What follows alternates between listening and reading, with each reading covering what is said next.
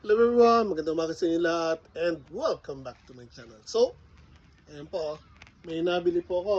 Bibili ko lang po sa scrapan. Pambungkal ng lupa. So ayan, so nakita niyo po, meron akong hiniram na lupa.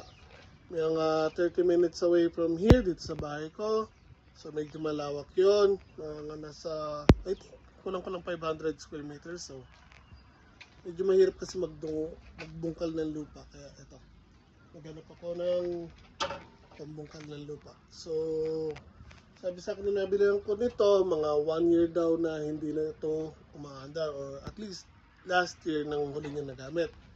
Kaya ayusin ko lang to and gagamitin natin sa mga future gardening natin. So, abangan niyo po ito. Good vibes only.